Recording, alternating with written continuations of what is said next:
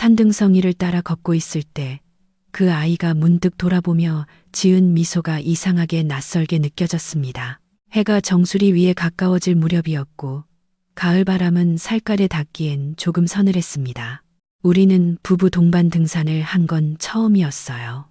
아들은 전보다 말이 적어졌고 며느리는 오히려 유난히 상냥하게 웃었죠. 그 미소가 조금 무표정처럼 보여서 괜히 마음이 불편해졌습니다. 남편은 그날 내내 아들에게 자꾸 말을 걸었고 나는 며느리와 뒤를 따라 올라가고 있었어요. 바위 위에 앉아 쉬는 동안 며느리는 내게 손수 싸온 약밥을 건넸고 어머니 이런 데 오면 기분 좋아지죠. 라며 웃었습니다. 말투는 부드러웠지만 그 말 속에서 알 수 없는 거리감이 느껴졌습니다. 예전 같지 않았어요. 친해졌다고 생각했던 순간들이 헛된 환상처럼 사라진 기분이었습니다. 잠깐 뒤를 돌아봤을 때 아들과 남편이 앞서 걷고 있었고 우린 그 뒤를 따랐죠. 바위 옆 나무에 노란 리본이 묶여 있었는데 며느리가 그걸 보며 여기 예전에도 사고 났었죠. 라고 묻더군요. 그 말에 나는 괜스레 몸을 움츠렸습니다. 이상하게도 그 순간 등 뒤로 서늘한 기운이 느껴졌습니다. 정상에 다다르자 바람이 세차게 불었고 며느리는 아들의 손을 꼭 잡은 채 웃고 있었습니다. 남편은 망원경을 들고 경치를 보려 했고 나는 배낭에서 물을 꺼내 마셨습니다. 그때 아들이 내게 다가와 웃으며 말했어요. 엄마, 저쪽 벤치에서 사진 한 장 찍어요. 그 말에 따라갔고 남편도 뒤따라왔습니다. 벤치는 절벽 가까이에 위치해 있었고 아래로는 나뭇가지들 사이로 암벽이 이어져 있었습니다. 나는 약간 불안했지만 남편이 뒤에서 등을 받쳐주듯 서 있어서 안심이 됐습니다. 그 순간 아들의 그림자가 내 옆에 닿았고 며느리는 살짝 눈을 내리깔며 한 발짝 물러섰습니다. 남편이 균형을 잃고 흔들리는 걸 보았고 나는 반사적으로 그의 팔을 붙잡았습니다. 그리고 쾅하는 소리와 함께 세상이 기울었고 바람이 귓속을 파고들었습니다. 나는 남편의 팔을 놓지 않았습니다. 절벽 아래로 몸이 그대로 떨어지고 있었습니다. 떨어지기 직전 단 한순간 아들의 얼굴이 내려다 보였고 그 표정은 담담했습니다. 아무 감정도 읽히지 않는 텅 빈 표정. 그 뒤로 모든 것이 침묵으로 가라앉았습니다. 떨어지는 동안 나는 눈을 감았고 이 모든 일이 꿈이길 바랐습니다. 그러나 바닥이 가까워질수록 현실이 다가왔고 바람 소리와 심장 박동 소리만이 남아 있었습니다. 그리고 어둠, 그 속에서 나는 희미하게 들렸습니다. 누군가의 목소리, 여보, 제발, 죽은 척해. 바로 그 말이었습니다.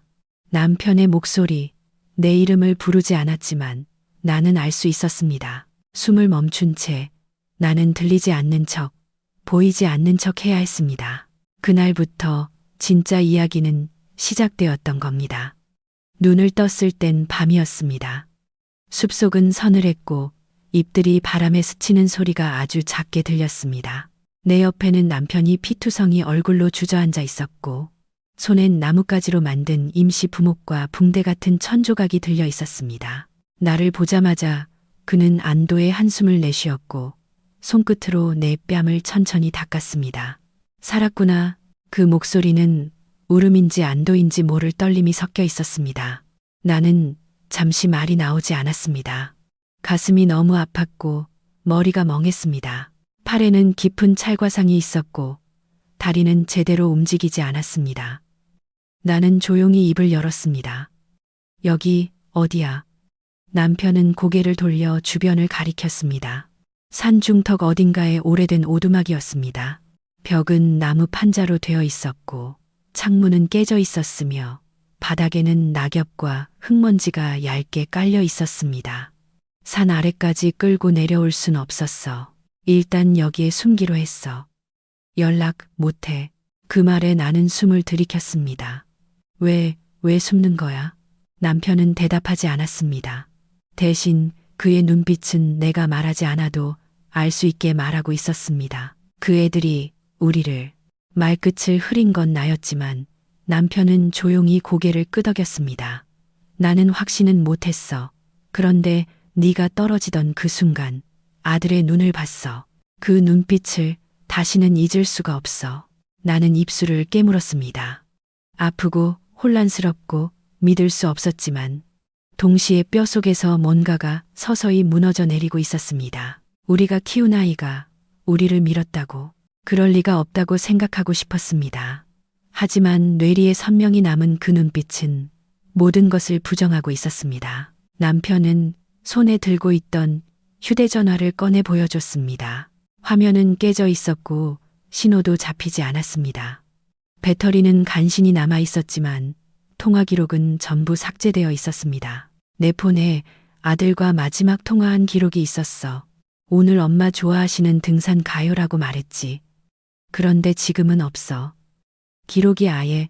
그 순간 며느리의 웃음이 머릿속에서 떠올랐습니다. 정상에서 건넨 약밥, 짐짓 걱정하는 목소리, 그리고 절벽 끝에 선 그 순간의 담담함. 모든 퍼즐 조각이 어긋나 있던 이유를 이제야 알 것 같았습니다. 나는 그날 이후로 매일 꿈을 꿨습니다. 절벽 아래로 떨어지는 꿈, 아들이 차갑게 웃는 얼굴, 며느리가 나를 밀어내는 손짓, 숨을 쉴 수 없을 만큼 생생한 꿈이었습니다.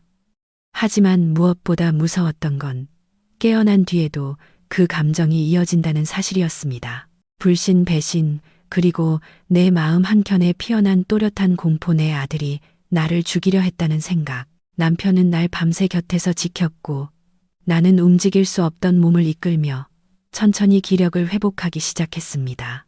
우리는 오두막 안에서 며칠을 보냈고 남편은 매일 숲 아래까지 내려가 상황을 살피고 돌아왔습니다. 하지만 구조대도 경찰도 누구도 나타나지 않았습니다. 신고 됐을까? 내가 조심스레 묻자 남편은 조용히 고개를 저었습니다. 아무 뉴스도 없어. 우리가 실종됐다는 기사 하나 없었어. 산행 기록도 등산로 CCTV도 어딘가 막혀 있을 거야. 준비된 거야, 철저하게. 그 순간 나는 깨달았습니다. 우린 단순히 사고로 떨어진 게 아니었습니다. 우린 지워진 것이었습니다. 그 사실을 받아들이는데 하루, 아니 이틀이 걸렸습니다. 그동안 나는 아무 말도 하지 않았습니다. 그저 침묵 속에서 내 안에 무너지는 감정을 느끼고 있었습니다. 그리고 남편은 그 침묵을 끝까지 함께 견뎌주었습니다. 새벽이었습니다. 나무들 사이로 흘러드는 희뿌연 안개가 오두막 안까지 스며들었고 낡은 문틈으로 서늘한 기운이 들어왔습니다. 나는 얇은 담요를 어깨까지 끌어올리고 있었고 그 곁에 남편은 작은 촛불을 켜고 무언가를 적고 있었습니다. 잉크가 아닌 연필로 쓰는 글씨, 그리고 조용히 흘러나오는 그의 숨소리. 이상하게도 긍정적이 안정감을 주었습니다. 나는 그에게 묻고 싶었습니다. 그날 절벽 아래에서 그는 왜 그렇게 말했는지를. 그 말 기억해? 남편이 고개를 들었습니다. 나는 눈을 피하지 않았습니다. 죽은 척 하라고. 왜 그랬어? 남편은 한참을 가만히 있다가 천천히 입을 열었습니다. 우릴 찾으러 올 줄 알았어. 적어도 울면서 찾을 줄. 근데 아무도 오지 않았잖아. 그는 주머니에서 접힌 종이 조각을 꺼냈습니다. 아들이 보낸 마지막 문자 메시지. 엄마는 산 좋아하니까 간만에 가족 산행 어때요? 그 문장은 너무 따뜻했습니다. 그래서 더 아팠습니다. 그 문자가 유서 같았어. 나중에 보니까 그 말에 나는 조용히 숨을 들이마셨습니다. 남편은 한숨을 내쉬며 말을 이었습니다. 나는 그 순간 알았어. 우리가 죽었다고 생각할 거라고. 그리고 그걸 기정사실로 만들 거라고. 네가 움직이기 전까지 넌 죽은 사람이어야만 했어. 살아있다는 걸 들키면 넌 진짜로 사라졌을지도 몰라. 그의 말은 무섭도록 조용했습니다. 마치 이미 수없이 시뮬레이션해 본 결론처럼. 죽은 척 해야 산다고 그렇게 믿었어. 나는 한동안 아무 말도 하지 못했습니다. 고개를 끄덕이기도 부정하기도 힘들었습니다. 심장이 뚝뚝 소리를 내며 천천히 깨져나가는 기분이었습니다. 우리가 그렇게까지 해야 했다는 사실보다 남편이 그런 결정을 너무 조용히 내렸다는 것이 더 아팠습니다. 그 순간 바깥에서 새소리가 들렸습니다. 이른 아침, 산새들이 지저귀는 소리 늘 평화롭고 아름답게만 들리던 그 소리가 오늘은 비명처럼 들렸습니다. 남편은 조용히 일어나 벽장 쪽에서 낡은 백팩을 꺼냈습니다. 여기서 오래 있을 수 없어. 배터리도, 식량도, 그리고 그는 말을 멈췄지만 나는 이어받을 수 있었습니다. 그리고 언젠가는 우리가 살아있다는 걸 누군가는 알아야 하니까. 그는 고개를 끄덕였습니다. 우리는 그날부터 탈출을 준비하기 시작했습니다. 남편은 나무를 깎아 만든 지팡이를 내게 건넸고 나는 조금씩 걷는 연습을 했습니다. 다리는 여전히 욱신거렸지만 살 수 있다는 희망 하나로 버텼습니다. 그 사이사이 나는 며느리와 아들의 얼굴을 떠올렸습니다. 둘이 처음 결혼하겠다고 인사 왔을 때 며느리는 얌전하고 정이 많아 보였고 아들은 그녀를 대할 때마다 유난히 따뜻했습니다. 그 따뜻함이 거짓이었을까? 아니면 언젠가부터 뒤틀렸던 걸까? 나는 그날의 대화를 떠올렸습니다. 정상에서 아들이 나에게 했던 말, 엄마, 오늘 꼭 가족 사진 남기자. 오래 기억에 남게. 그 말은 지금 생각하면 섬뜩했습니다. 사진은 남지만 사람은 사라지기를 바랐던 걸까? 그 밤, 잠들기 전 남편이 내 손을 잡으며 말했습니다. 너라도 살아야 해. 내가 못 나오더라도 너는 끝까지 가. 나는 고개를 저었습니다. 같이 가야 해. 우리 같이 살아야 해. 남편은 말없이 나를 안아주었습니다. 그 포옹 속에서 나는 끝내 울음을 삼켰습니다. 그 순간 작은 먼지 냄새와 축축한 흙내가 오두막 안을 감쌌습니다. 그리고 나는 처음으로 진심으로 떨렸습니다. 이건 단순한 사고가 아니었습니다. 이건 계획된 제거였고 우리는 그걸 살아서 목격한 증인이었습니다. 남편은 새벽마다 나뭇가지를 묶고 이정표처럼 만들었다. 우리가 내려갈 방향, 숨을 수 있는 굴, 먹을 수 있는 열매가 있는 지점들. 그는 이 산을 이해하고 있었고 그 덕에 우리는 며칠 더 버틸 수 있었다. 나는 마른 나뭇잎 위에서 일어나 걷는 연습을 반복했고 그 고통이 희망보다 나았다. 무력하게 누워있는 것보다는 절뚝거리더라도 앞으로 나아가는 것이 더 인간답다고 느꼈다. 하루는 남편이 내려갔다 돌아오며 조용히 말했다. 누군가 주변을 찾고 있어. 구조대는 아니야. 장비가 없고 말이 너무 조용해. 나는 그 말의 의미를 알았다. 찾는 게 생존자라기보다 사라진 흔적을 없애려는 자일 수도 있다는 뜻. 혹시 아들이야? 남편은 잠시 침묵했다. 정확하진 않아. 하지만 느낌이 아니라고 말할 수가 없어. 그날 저녁 우리는 둘 다 말이 없었다. 촛불 하나 켜두고 나무 틈 사이로 들어오는 빛을 바라보며 앉아 있었다. 남편은 내 손을 꼭 쥐었고 나는 묻고 싶지 않은 걸 묻고 말았다. 그날 나 떨어질 때 너도 누군가에게 밀렸던 거지. 그는 내 손을 놓지 않은 채 고개를 끄덕였다. 아니면 혼자 떨어졌을 리가 없어. 중심은 잡고 있었고 내 손을 잡고 있었잖아. 나는 눈을 질끈 감았다. 기억 속에 그 장면이 다시 떠올랐다. 아들의 그림자 뒤에서 며느리의 손끝이 순간적으로 내 팔을 스쳤다. 그 찰나의 감각, 너무 가벼워서 환상이라고 믿고 싶었던 그 감촉. 나는 더 이상 부정할 수 없었다. 그들은 함께였고 준비되어 있었으며 철저히 행동했다. 며칠 뒤 남편은 더는 버티기 힘들다는 듯 날 업고 조금씩 산 아래로 향했다. 도중에 들른 작은 배가 예전 등산객이 남긴 쉼터처럼 보이는 그곳엔 낡은 모포와 쓰러진 선반, 그리고 부서진 사진 액자가 있었다. 나는 그 액자를 뒤집어 보았다. 그 속엔 모르는 사람들 사진이 아니라 낯익은 얼굴 하나가 담겨 있었다. 며느리였다. 혼자 사진을 찍고 있던 과거의 모습, 벽 뒤쪽에 걸려있던 오래된 달력엔 5년 전 날짜가 표시돼 있었다. 여기, 이 오두막, 며느리가 예전에 다녀갔던 데야. 남편의 말이 내 온몸을 싸늘하게 만들었다. 무슨 말인지 이해하기까지 몇 초가 걸렸다. 이 장소는 즉흥적으로 찾아온 곳이 아니었다. 그녀는 이미 알고 있었고 계획의 일부였을 가능성이 높았다. 설마 처음부터? 모르겠어. 하지만 우연이라고 보기엔 너무 정확해. 나는 벽 한켠에 쓰인 글귀를 보았다. 희미한 펜자국으로 적힌 짧은 문장. 믿었던 사람의 손끝이 가장 차갑다. 그 말이 뼛속까지 스며들었다. 며느리가 남긴 것인지 누군가의 독백인지 알 수 없지만 그건 정확히 우리가 지금 느끼고 있는 감정이었다. 그날 밤 나는 거의 잠을 이루지 못했다. 남편은 손전등을 안고 문 앞에서 졸았고 나는 벽에 기대어 작은 수첩에 무언가를 쓰기 시작했다. 첫 문장은 이렇게 시작했다. 혹시 이 글을 읽는 사람이 있다면 제발 믿어주세요. 우리가 왜 사라졌는지를.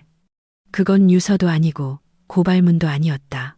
그저 두려운 마음 속에서 우리가 지워지지 않기를 바라는 기록이었다. 그리고 그 기록은 점점 진실로 채워지고 있었다. 우리가 본 것, 느낀 것, 기억하는 그 순간들로. 나는 마지막 줄에 이렇게 썼다. 우리는 아직 살아 있습니다. 하지만 그게 언제까지일지는 모릅니다. 바깥에선 부슬비가 내리기 시작했고 그 빗소리가 종이 위로 내 마음 위로 천천히 스며들고 있었다. 우리가 오두막을 떠난 건 흐린 오후였다. 남편은 나를 부축하며 구불구불한 산길을 따라 내려갔고 나는 몇 걸음마다 숨을 고르며 주위를 살폈다. 숲은 더 이상 평온하지 않았다. 나뭇잎 스치는 소리조차 감시처럼 느껴졌고 어디선가 발자국 소리가 따라오는 듯한 환청에 자주 고개를 돌렸다. 산 아래로 향하는 중 남편은 말없이 손에 쥔 휴대전화를 반복해서 확인했다. 배터리는 9% 남아 있었고 신호는 여전히 없었다. 나는 조심스레 말했다. 혹시 공중전화가 있는 데까지만 가보자. 한 통만 하면 돼. 그는 아무 말 없이 고개를 끄덕였다. 길 끝자락에서 오래된 절터가 나타났고 그 옆 작은 관리소 같은 공간이 눈에 들어왔다. 유리창은 깨졌고 안에는 먼지가 소복이 쌓인 책상 하나뿐이었지만 운 좋게도 한쪽 구석엔 낡은 유선 전화가 있었다. 남편은 수화기를 들었다. 신호음이 있었다. 우린 그 순간 안도했지만 동시에 조심스러워졌다. 누구에게 전화를 해야 하는가? 경찰, 구급대, 아니면 신뢰할 수 있는 누군가? 형님한테 해보자. 네, 오빠. 믿을 수 있잖아. 나는 고개를 끄덕이며 번호를 눌렀다. 수화음이 울리고 몇 초 후 그가 받았다. 여보세요? 익숙한 음성에 나는 갑자기 눈물이 쏟아져 나왔다. 오빠, 나야. 말이 채 끝나기도 전에 수화기 건너편에서 짧고 낮은 욕설이 흘러나왔다. 야, 너네 지금 어디야? 아들놈이 니네 사고 났다고, 실종됐다고 온 동네 떠들고 다니고 있다. 경찰도 다 뒤지고 대체 무슨 일이야? 남편이 수화기를 받아 설명하기 시작했다. 그는 아들이 어떻게 행동했는지, 우리가 어떻게 떨어졌는지, 그리고 아무도 오지 않았다는 걸 짧고 간결하게 말했다. 오빠는 말이 없더니 마지막에 이렇게 말했다. 내가 바로 갈게. 절대 움직이지 말고 거기 있어. 우린 그 말을 믿고 그날 밤을 관리소에서 보내기로 했다. 남편은 입구에 탁자를 막아뒀고 나는 모포를 깔고 구석에 기대어 앉았다. 작은 난로는 작동하지 않았지만 사람의 온기가 있다는 것만으로도 이상하게 따뜻했다. 그날 밤 나는 남편의 품에서 조용히 중얼거렸다. 왜 우리였을까? 왜 그렇게까지? 남편은 말없이 내 머리칼을 매만졌다.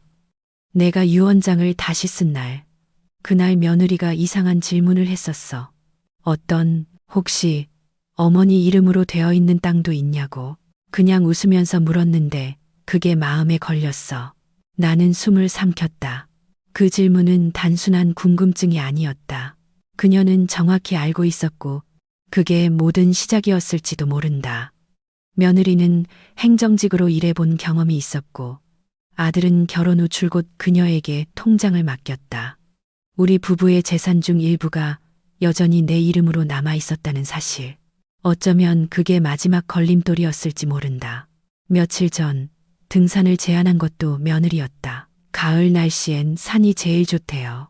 아버님도 숨통 좀 트이실 거예요. 그 말이 지금은 독처럼 퍼져 있었다. 우리의 숨통을 진짜로 끊으려 했던 사람은 가장 가까이 있었던 사람이었다. 그 다음 날 새벽 오빠가 도착했다. 그는 혼자 차를 몰고 와서 우리를 보자마자 눈물을 글썽이며 껴안았다. 대체 이게 무슨 일이야? 우리는 차에 올라탔고 창밖으로 관리소와 절터가 멀어져 갔다. 그러나 그 순간에도 나는 손에 쥐고 있는 남편의 휴대폰 화면에서 뭔가 이상한 점을 발견했다. 통화 기록에 내가 알지 못한 번호 하나가 있었다. 바로 그날 새벽 우리가 사고를 당한 바로 그 시간 직전. 발신인 A. 이거 뭐야? 남편도 이상하다는 듯 들여다봤고 곧 장치에서 알림이 떴다. 통화 기록 일부 복원됨. 그 통화 시간은 우리가 절벽에 다다르기 10분 전이었다. 그 순간 모든 조각이 맞춰지기 시작했다. 그 번호를 검색해보니 명의는 비어 있었다. 흔히 말하는 명의 도용 번호 혹은 일회용 번호였다. 남편은 낯선 기운을 느끼며 그 전화를 조용히 저장했고 나는 며느리의 이름 첫 글자를 넣어 A라고 적혀 있는 걸 가만히 바라보았다. 그날 아들과 통화하기 직전에 이 번호로 연락한 거야. 남편은 고개를 끄덕였다. 내가 왜 기억을 못했는지 그날 너무 정신이 없었고 통화 끝나고 나서 바로 산에 오르자고 했으니까. 나는 조용히 숨을 삼켰다. 며느리는 평소에도 조용한 사람이었다. 상대방에게 강하게 요구하거나 소리내어 화를 내는 법이 없었다. 대신 느리고 부드럽게 마치 친절한 손길처럼 모든 걸 계획했다. 그녀의 방식은 직선이 아닌 곡선이었고 그래서 더 위험했다. 며칠 후 나는 오빠 집에서 머무르며 몸을 추슬렀다. 남편은 조용히 경찰에 조사를 요청했고 우리는 공식적으로 살아있음을 증명했다. 뉴스에도 실종자 생존이라는 제목으로 짧게 보도되었지만 아들과 며느리에 대한 언급은 어디에도 없었다. 나는 남편의 서랍에서 예전 앨범을 꺼냈다. 결혼식 사진, 가족 여행 사진, 그리고 집들이 날 찍은 사진. 한 장 한 장 넘기다가 이상한 걸 발견했다. 며느리의 모습이 너무 익숙했다. 그녀가 우리 가족에 들어오기 전, 그러니까 아들과 만나기도 전에 어떤 사진 속에서 어렴풋이 본 적이 있었던 얼굴. 나는 사진첩을 옆으로 밀쳐두고 예전에 보관했던 아들의 대학 동창 모임 앨범을 꺼냈다. 그리고 멈췄다. 그녀가 있었다. 한 귀퉁이. 아들의 친구 옆에 앉아있는 여학생. 머리 스타일은 달랐지만 그 미소와 눈매는 확실히 며느리였다. 그 사진의 날짜는 아들이 그녀를 처음 소개했던 날보다 2년이나 앞서 있었다. 처음이 아니었던 거야. 나는 혼잣말처럼 중얼거렸고 남편도 앨범을 들여다보다가 조용히 말했다. 그녀가 아들에게 먼저 다가온 게 아니었을지도 몰라. 우린 그제야 과거의 일들이 다르게 보이기 시작했다.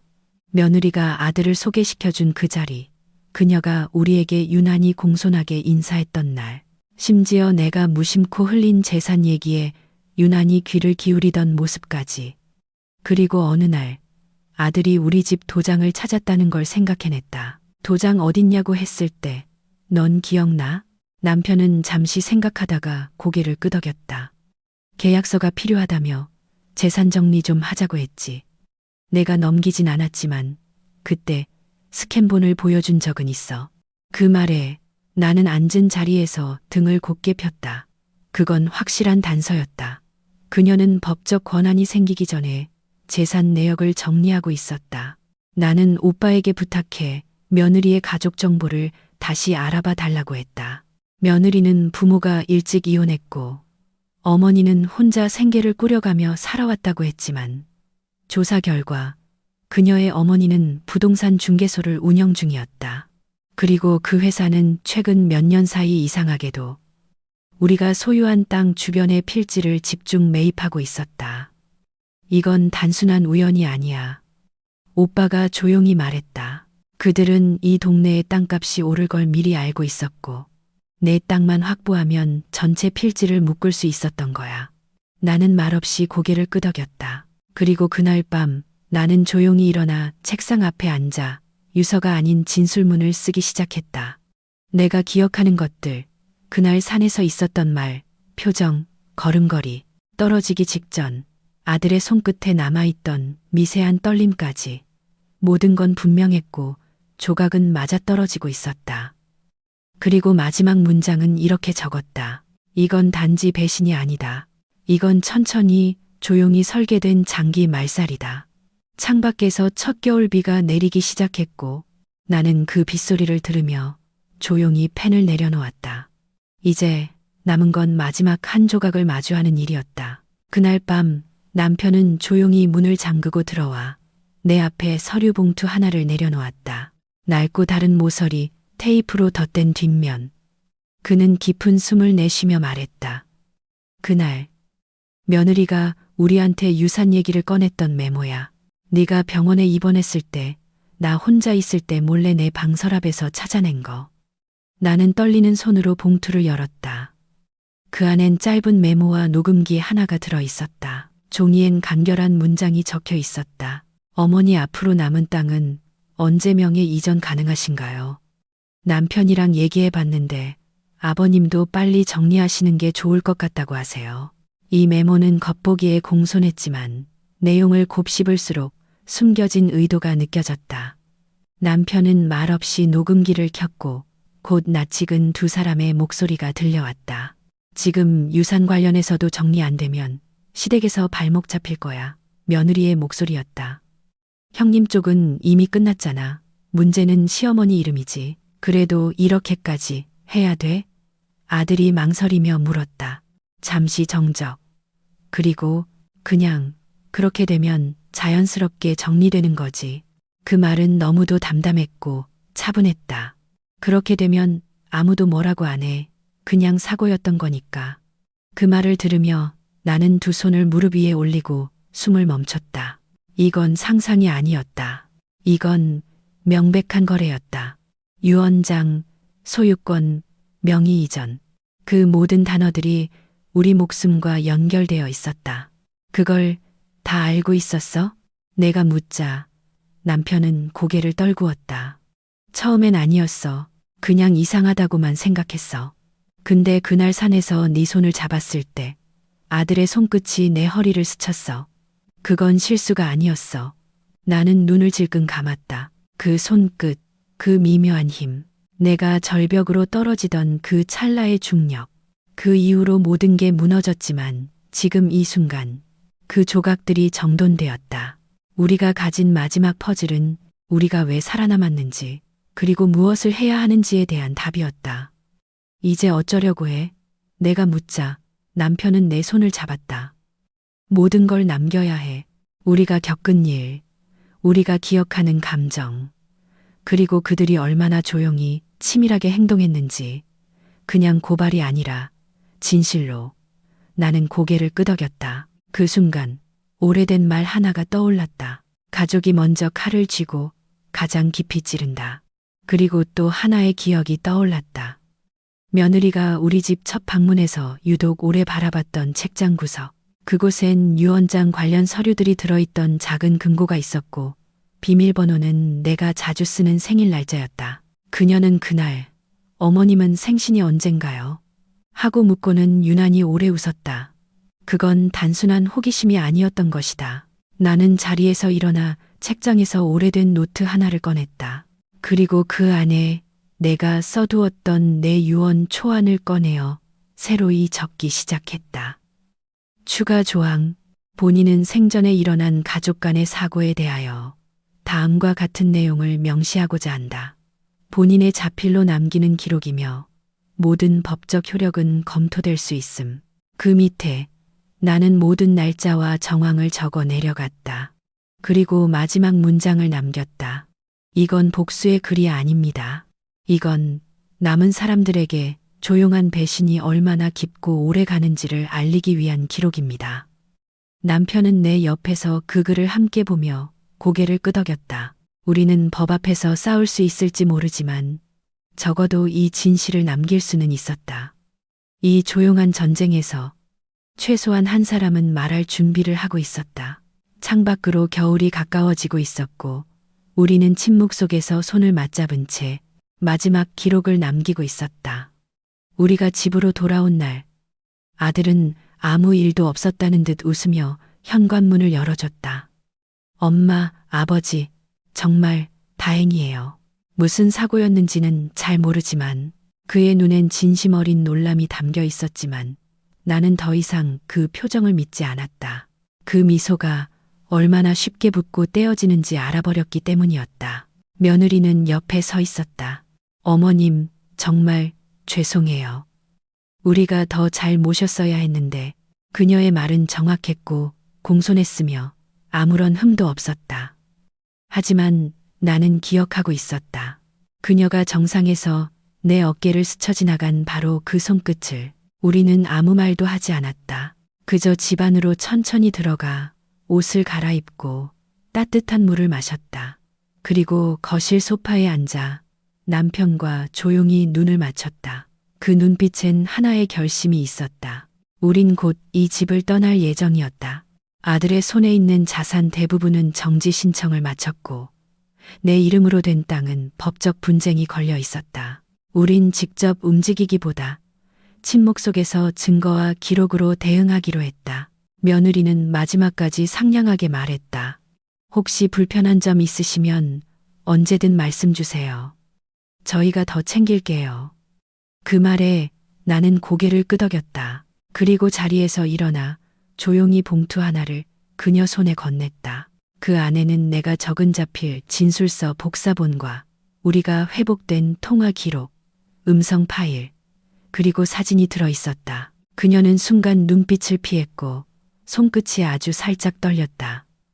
그 흔들림을 나는 봤다. 아들은 다가와 물었다. 엄마, 그게 뭐예요? 나는 단지 이렇게 대답했다. 기억이야. 기억이요. 그래. 우리가 사라졌던 시간 동안 우리가 남긴 기억들. 아들은 아무 말도 하지 못했고 며느리는 가볍게 고개를 숙였다. 그날 밤 우리는 각자의 방에서 문을 잠그고 잤고 이 집엔 이상할 정도로 평온한 침묵이 흘렀다. 며칠 후 우리는 작은 여행 가방 하나만 들고 집을 떠났다. 더 이상 이곳에서 싸울 이유도 남을 이유도 없었다. 진실은 이미 다른 경로로 전달되었고 우리는 이제 증인이자 살아있는 증거였다. 기차역에서 남편은 내 손을 꼭 잡았다. 그의 손은 여전히 따뜻했고 그 체온만으로도 나는 울컥했다. 당신이 살아있어서 다행이야. 그가 말했고 나는 조용히 웃으며 고개를 끄덕였다. 우리 이제 어디로 가? 내 물음에 그는 담담하게 대답했다. 사람들이 모르는 곳. 우리가 처음 만났던 작은 바닷가 마을. 기억나? 나는 기억한다고. 그 냄새도 파도 소리도 기억한다고 말했다. 우리가 탄 기차는 천천히 움직이기 시작했고 창밖엔 오후 햇살이 사선으로 떨어지고 있었다. 나는 마지막으로 수첩을 꺼내어 한 문장을 남겼다. 사랑했던 사람들에게서 오는 상처는 가장 조용하고 오래 간다. 하지만 우리는 그 침묵 속에서도 살아남는다. 그리고 그 아래에 조그맣게 이렇게 덧붙였다. 이건 끝이 아니라 침묵 위에서 다시 시작되는 삶입니다. 부드러운 기차의 진동이 글씨를 살짝 흔들었고 나는 그 흔들림을 따라 눈을 감았다. 숨을 고르며 마음속으로 조용히 인사했다. 안녕, 내 아들아. 그리고 안녕, 나의 조용한 배신이여.